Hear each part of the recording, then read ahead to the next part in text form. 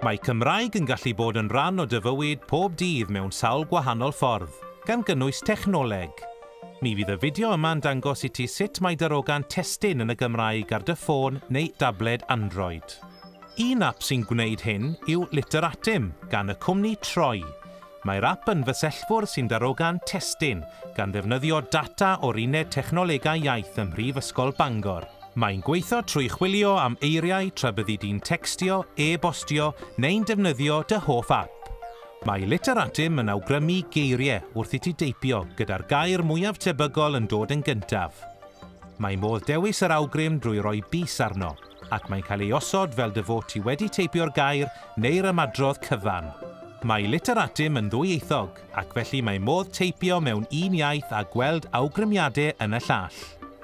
Mae hyn yn wych i ddysgwyr, gan fod modd dod o hyd i air wyt ti wedi anghofio o fewn yr amser mae'n cymryd i'w deipio yn dy iaith gyntaf.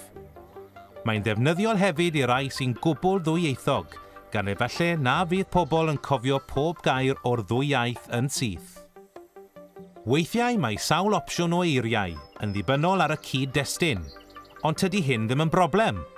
Trwy ddal dy fys ar yr awgrymiadau, bydd rhestr o gofnodion geiriadirol yn ymddangos. Mae pwyso ar un ohonyn nhw yn cludo'r gair i mewn i'r testun. Gellir lawrlwytho'r app o Google Play yn rhad ac am ddim. Yna rhaid troi'r app ymlaen a'i ddewis trwy ddilyn y canllawiau hyn. Pwyso eicon Literatum. Pwyso ticio Cymraeg. Mae'n bwysig nodi na fydd yr app yma'n cael ei ddefnyddio i gasglu data megis cyfrineiriau ac yn y blaen. Yna clicio OK. Wedi hynny, mynd yn ôl. Clicio Dewis Cymraeg, a dyna ni, mae Literatum ar waith. Rhaid cofio wrth gwrs y gallai'r sgriniau edrych yn wahanol ar rai ffonau neu ddyfeisiau.